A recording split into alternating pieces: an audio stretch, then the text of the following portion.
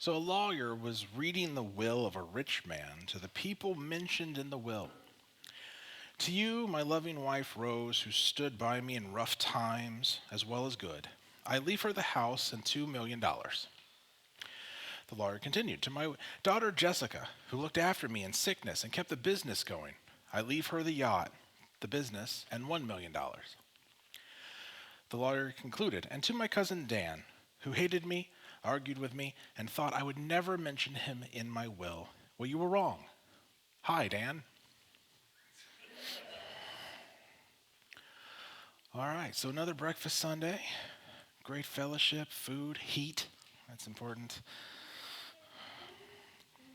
So we are on the third horse and man. And what better choice for breakfast Sunday than to look at the one we call famine, which is how it worked out. See, God plans things better than I do. We're so stuffed right now, we're not even thinking in these terms. Because of it being breakfast Sunday, and because of studying the horseman famine, it is a limited time, so this sermon may be a little bare bones. Thank you. Good night. Seriously though, we're in Revelation 6, taking a further look into each of the horsemen, and we'll add to them as we go. So it's a little deeper, but still cursory glance of this. I wanted to look at each of them for a little bit. So in Revelation 6, 5 through 6, we read about him. It says, when he broke the third seal, I heard the third living creature saying, come. I looked and beheld a black horse, and he who sat on him had a pair of scales in his hands. And I heard something like a voice in the center of the four living creatures saying, a quart of wheat for a denarius, and 3 quarts of barley for a denarius, and do not damage the oil and the wine. So the primary goal of humanity since creation has been securing food. You think about it, but next to life itself, food is our greatest common denominator. If you do not have food and water, you die. So securing that has been a primary goal of every human and is since birth on. We talk about famine with this one, and what's notable about the 20th century is that today the majority of famines are man-made. They're deliberate. Did you know that? Did? It is usually a mixture of politics and drought. One of the early notable times, was Joseph Stalin and what he did to the people of Ukraine in order to force their compliance. Today, in countries with droughts, famines persist, but in these cases, the countries can receive aid. They can receive aid and they can purchase food from other countries to make up for it. This is not a problem. This is a system that's been in place for a long time. But if the country prefers to have their people in a weakened state, like say a lot of them, and they want to hide this weakened state, like say North Korea, or wipe out a population in a certain area, like what happened years ago in Sudan, they simply won't allow food to come in. We are, America, the #1 exporter in the world. We send out the most aid of any country. But so many times, and it never hits the news for some reason, our aid never makes it past the pier. There are times where it just sits and rots because they don't want their people to have it. There have been times where they literally burned our food as soon as it entered because they don't want their people to have it. But let's talk about money for a second. Money is one of man's greatest inventions. Money is one of the most mentioned topics in the Bible, by way of reference. The Bible mentions it 1,400 times plus. Jesus preaches about 15% of his talks. When you consider his context and purpose for being here, spending 15% of your time talking about money is actually a lot. And it may have been more since we don't have everything written down. The Bible mentions it more than prayer, more than healing, more than mercy. And it warns us about its usage and our love for it. Without money, A complex modern economy like we enjoy today, based on division of labor and a widespread exchange of goods and services, would be impossible. In our history, bartering is how cultures did things. The problem with bartering is not everybody needed what you had. So, I just traded this guy 1,000 cucumbers for 1,000 tomatoes. He runs a restaurant, so he uses the tomatoes.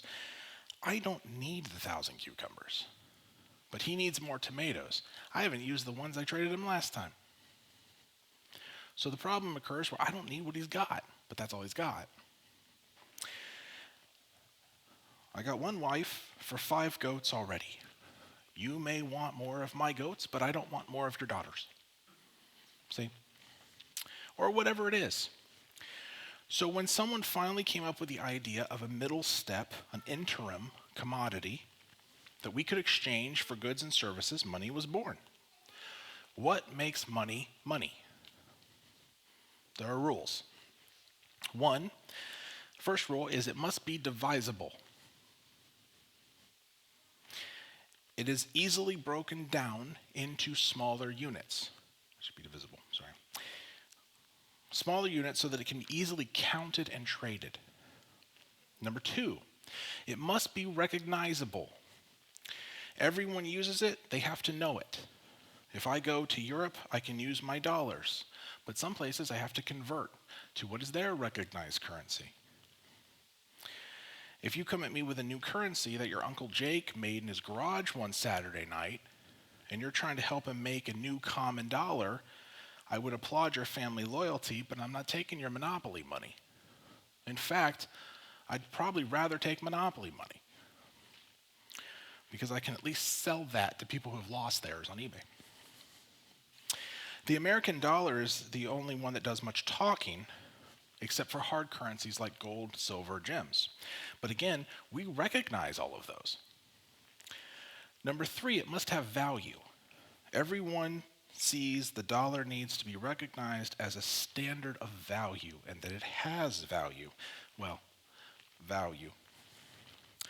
We must trust the dollar is worth something. If you didn't trust my money was any good, would you take it? No. But you don't have to. You have to trust that the government's money is any good. Ha! Something that cost $1 in 1913 would cost $31.69 today. Over 30 times more.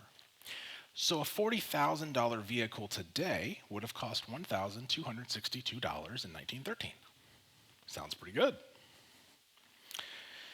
But everything's graded accordingly, isn't it? The personal value of $1 was much higher then. And it would be worth so much of your time. In 1913, the minimum wage was 16 cents an hour. It was the first minimum wage. So that $1,262 car would take you 7,888 hours to earn, or 986 weeks, or days, sorry, or 198 weeks of work, assuming you didn't buy groceries or pay bills or anything else. Number 4, money must be portable. This leads me to some funny images. Thankfully, money is very portable. A big roll of cash shoved in a jean pocket is about the worst you'd have to deal with. And I've seen people do that a few times. One time I was at a restaurant and a customer had a big roll of cash that he paid with. It was an older guy and his wife. He was a train conductor, and he tried to convince me it was a good job to get into because he got paid really well. A money clip suffices for most people, but over time we've seen the money clip become more stashed in your wallet. You rely on your debit card or your credit card or your checks, and checks are pretty much gone. If you have to wait for someone to write a check, you're just like, oh my gosh. Then it became $20 stuck in your sock, and the clip held your cards. Now your ID and your cards can be on your phone. You don't even need your wallet. So portability is not a problem. Can you imagine carrying 500 goats with you somewhere? It'd be ridiculous. Try to barter as your wife goes shop to shop and you've got to carry all the money with you, carry these 500 goats. It would be ridiculous. It also has to be durable, number 5. And ours is mostly durable. It's surprisingly durable for what it is. It's not paper, it never has been, but it must hold its value. And so if it's easily damaged, it doesn't hold its value. You learn this when you collect comic books. When they're damaged, they don't hold their value. So generally, things like shells or money or gemstones were always used. The average life of our dollar is 6.5 years, according to the government. The average life of a $100 bill is 23 years, because it depends on usage, and most people don't have them nor use them. Lastly, number 6, money must have scarcity. And every American laughs. It doesn't have value if there's too much of it. It has to be rare. Look at King Solomon. What do you offer a man who has landfills of currency? What value does it hold to him? I could see being king as rather boring, and I wonder if he's not the first guy to come up with paying somebody $1 to eat something off the floor. Because he's just sitting there and he's got tons of money. Constantly paying his steward a coin to eat a bug or a mushroom. Maybe that's how we know which mushrooms to eat and which ones we can't. King Solomon solved it for us. He's like, here's another $1, eat this one. I lose more good stewards that way. I doubt he got too bored. I mean, he had 400 wives and 700 porcupines. So the currency has to be rare to be worth anything. So to switch to paper money, you don't have anything of inherent value. So they backed it with the rare thing that we had, gold. I say rare because it's relative. Do you know about 85% of the world's gold is unmined? The only reason it's rare is because it's still in the ground. Silver, however, is mostly all mined, so its value is what it is. Diamonds are sitting in the corner laughing because they're grown in a lab. The dollar has met these metrics for a long time, until about 1971, when Nixon removed the backing. And it was supposed to be a temporary thing, and then he was removed from office before he could restore the backing. So this means that inflation could be injected, and you could print as much as you wanted because you weren't limited by how much gold you had. The value of metals money was first based on rarity and weight. So from about 600 to 500 BC, governments would issue their own coins of gold, silver, or a gold-silver mix, or copper. Copper and silver had a lot of value. This is why Solomon's landfills were silver and copper. He ordained himself with gold. He didn't pay with gold. The coinage system was standard and was both religious and political, since government systems were a part of both. Cities and city-states would claim monopoly over currency, and as we saw in the 7 letters, many of them, once they got wealthy enough, minted their own coins. And they had value because they were still gold. Everybody would take them. It's just whose face was on it. Could you imagine, Dave, if we could still mint our own coins? Like you could, oh, did you see the new one they came out with? Some guy makes them at home. You could collect them, And the value is the value because it's the metal. Our money used to be like that. But then a subtle shift happens. Nations begin to control it centrally, and the people lose that. And this happens in history. The value was then determined by weight. So gold and silver, these specifications were well set. And we see in Scripture where you have like a talent of silver, which is like hundreds of pounds. But then they begin to change over time. The thing is, this creates the temptation for governments to debase their own currency.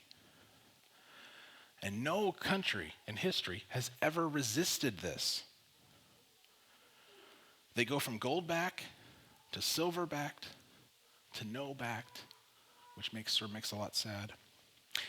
By debasing your currency, the government can begin to buy services and goods for itself and stockpile them before the prices rise due to the change. All they have to do is mix in lesser metals into the coins and be the first to spend them. This happened in Rome. We see in this verse the denarius was mentioned. It was minted under Tiberius, but 300 years after that, they kept debasing the currency until the denarii was worthless to most people. It was simply tin-plated copper. So nobody cared by 300 AD. It wasn't even worth having. It was like plastic money. Doing this destroys the confidence in the money that your citizens are supposed to have. Prices rise as the value falls.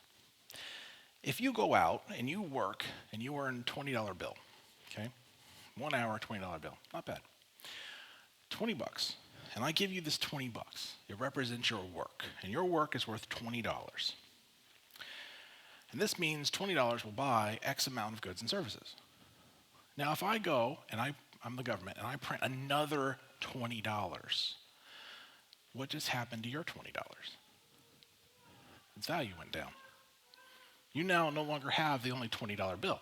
I just printed a second one, okay? Which means your $20 is now worth 10, just cut in half. Now, right away, most people will notice $20 is $20, and this continues until everyone starts to notice there's a lot of $20 going around. It's not worth as much. I can get it too easily. Prices go up. Your $20 has lost value. It's not that the goods have become less. It's not that your work is worth less. The value of the bill has gone down directly. And so companies making these products are now faced with a choice. Raise the cost due to the loss of value, which we see, or deal with that a different way. It goes into the cost of production and you have to pay more. Or we keep the price the same and we lower the quality, which has happened to a lot of products over the last few years. We are seeing this. And the artificial rise in pricing is what we mean by inflation. But did you know that in truth, inflation is the increase of the total amount of money in the total pool? Yes, pool. So let's say you go from 1,000 goats in the total pool to 1,500 goats. That's inflation. Those 1,000 goats, or those 1,000 goats get so fat they're like 1,500 goats, either way. But the rise in price is the result of inflation. There are now more goats to share. They're not worth as much. The rise in prices is a result of inflation. Because of inflation, prices go up. But that's not how it's presented to you, is it? That's not how the news presents it. It is not the inflation itself. And it's a bait and switch tactic that the government used for a long time to hide a hidden tax on you. So much so that if our new president decides to abolish the IRS and income tax like he says, did you know that because they overtax us so much in inflation, they can survive without it? That's true. That's how much money they bring in. The government can run off the inflation alone. The thing is, it would prove to people that something's off, and when something's off like that, the system falters. We are told that a 3 to 5% inflation rate is normal and moderate. We're even taught in schools. It's an interesting concept. People never truly taught is compounding value. The 5% interest is supposedly a sign of a healthy, booming economy, which is how they get away with saying it's healthy when it isn't. As a modest 5% inflation over the lifetime of an individual will bankrupt you. You don't think about it. So if you get $1, at the end of the first year, it's worth 5% inflation. It is then worth 95 cents. Okay? At the end of the second year, it's worth 90 cents, if we just keep it the same. So then it's 90 cents. By the time a person has worked 20 years, the government will have confiscated 64% of your income thanks to inflation alone. That isn't even real. It's not taxes, just inflation. By the time you've worked 45 years, your hidden tax is 90%. That works. Governments will virtually take everything a person saves over their lifetime and then tax you for it. As this occurs, you trust the government more. No, you don't, do you? You don't trust them. You lose confidence. You trust money more? Nope. You lose confidence in it. We learn it's not worth anything, and by the time we learn it, most are in an age where no one listens to us anymore. And you try to warn your kids, and they're, okay, boomer, and then they just ignore you. But the truth is, this occurs many ways, and really, you see this with every generation. The younger generation tends to ignore the older generation. And then by the time you want to seek their advice, you might not be able to anymore. But it's also true that the system that, say, my grandfather enjoyed is not the system I enjoy. The system has changed. I can no longer work at the same company for 40 years and retire with a gold watch. That was gone a long time ago. Because most of the time, even back in the early 2000s, they were finding ways to cheat you out of your retirement. And we would see cases of people being fired before they reach retirement benefits. And then they're too old to employ, according to other companies. They embezzle your retirement. We're told to rely on Social Security. But those in the crowd on Social Security can tell you how well that works. Social Security benefits average a payout right now of $1,780, according to the government, per month. Varies on age. Unless you were born after 1960, and then payments start at $1,254 per month. And increase slightly every month, which means you won't actually hit the $1,780 average until you're 67. Unless you wait longer to claim it, because then it builds up and you get to draw more. This would work out at 60 years old to $15,600 annually. And you're going to live on that. They say it's changed with cost of living and inflation, but those numbers are not exactly accurate. So, the cost of living in Ohio, any guesses? $35,900 for one person. For a family of 4, it's $62,000. I didn't want to know the cost of family of 7. It's $88,100 on their math, and I think they're wrong, but you know. So the average cost for a home right now is $427,000. That's the average cost for a home. This is the disconnect that we see in generations, because this is the system that me younger have to deal with. Try buying a house at $427,000. Or a $2,400 a month mortgage payment over 30 years, assuming your mortgage is nominal, which it's probably not. Average utilities are well over $500 a month, and that depends on utilities, because utilities don't usually cost internet. And, well, try working and living in our world without it. So reality hits you that you spend more than you make, or really close to it. And instead of helping you, there's inflation.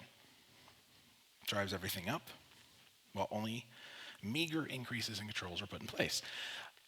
I'm not a proponent for government controls. It causes people to become anxious and depressed over time anyway. So even though they're not putting controls in and they're letting this happen, I'm not saying they should control necessarily, but all of this is doing is making people anxious and depressed. PTSD is something that happens to many people. And though I am a firm believer we should grade that diagnosis, since I don't think that teenagers have the same level as, say, a Vietnam vet, but PTSD is still a thing. It doesn't require an instantaneous amount of stress or trauma like you think. It builds over time. It can build quietly over decades, over a life, until you reach it. Think of it like a point system. Yay, you won, here's your PTSD. And people are kept in a constant state of stress. I don't know if you've noticed this about your lives. How many people are never stressed? Don't lie, nobody, right? So you're kept in a constant state of stress. This is somewhat planned. There are many studies that show the perils or, depending on who you are, advantages to keeping your people constantly stressed. As we become more despaired, we lack trust in the systems to help us and save us, and the economy is no different. My point in this, and what I'll close on, my point on this is I want to make it clear as I close that this is what's going to happen. And the black horse is going to bring this. What he brings is a recession. Black, because it symbolizes despair, sadness, hopelessness. People hope in a lot of things. And whether you admit it or not, money is one of the top things you put hope in. There's a lot of security in money. We understand the concept that money doesn't solve all our problems, but it does sure solve a lot of them. Try telling the debt collector, well, money won't solve your problems, and see how far that gets you. We see this by looking at the numbers on how stressful losing a job is. Anybody ever lost a job? It's number one. It's one of the top, it's close to number one, top stressors in life, leading to anxiety and despair and even PTSD. Studies done by the National Institute of Health show that displaced workers, people who have been fired, have depression, sodomization, which is when you have physical things because of the stress in your mind, like we say psychosomatic, somatization. So you're so despaired that your body shows it, and you suddenly have symptoms you can't explain.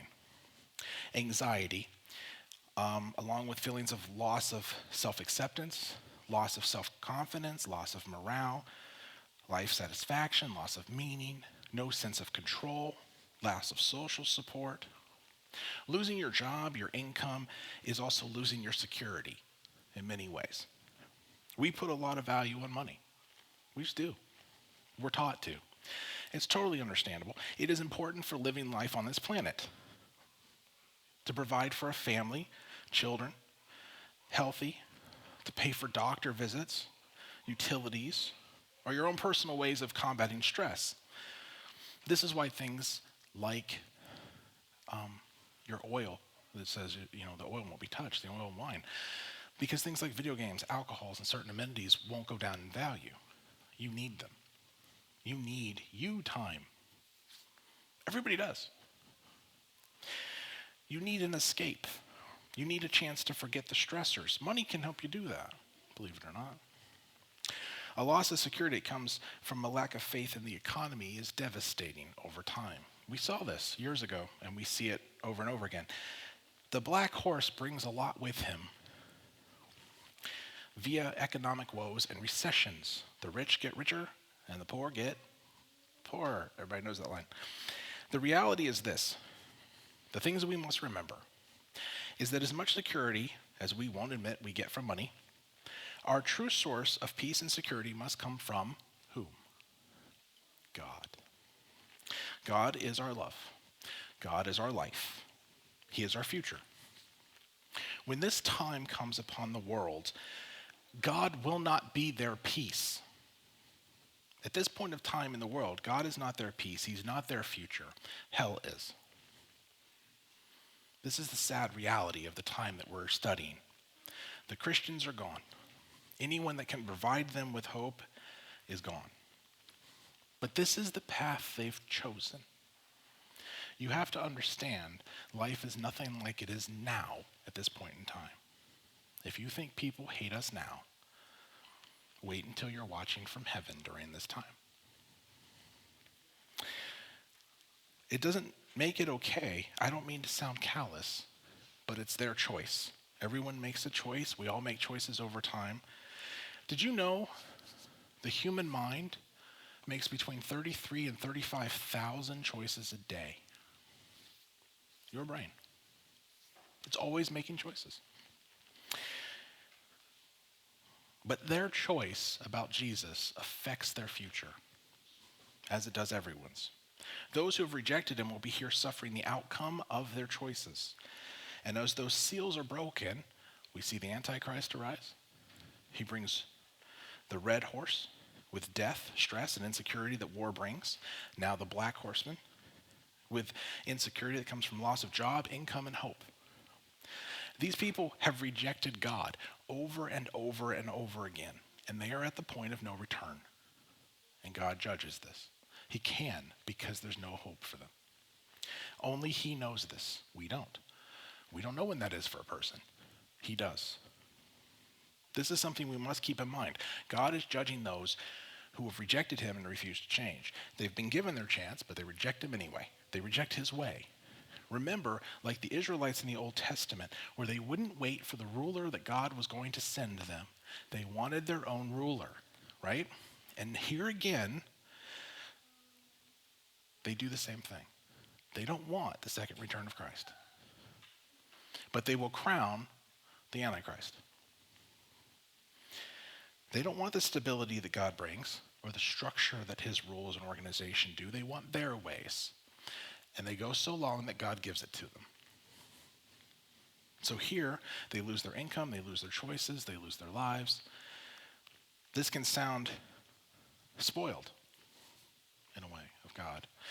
In today's terms, people have two options, right or wrong. That's it. If you choose wrong and refuse to be corrected, then eventually God lets you have your way and everything that comes with it.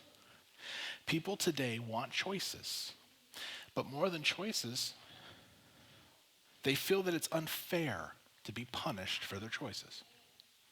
People today don't want to be accountable. Just look online. They don't want to be told they're wrong. You can't tell them they've made a mistake. It's not an option. They want their way and no strings attached. And they get mad if that happens. And society is slowly changing so that you can't tell anybody that. How do we get you out of responsibility so that you can do what you want and get away with it? And we're slowly seeing what happens when generation after generation is taught that choices have no consequences. Because every generation grows up and adds it into the system. There is this point where the time to come to Jesus is gone. That choice will be removed. And it's during this time that we're reading about. It's sad and depressing, but at that point his justice is fulfilled. And though he offered the deal of salvation to all men, they eventually will have made their choice. We'll get more into that as we go, but for now, the question becomes, what choice have you made? How ready for it are you? If today is your last day, how ready are you? Are you really taking responsibility for your choices? Are you willing to be taught and changed for the better? We aren't guaranteed tomorrow. We aren't even guaranteed to make it home today. So, what do we choose?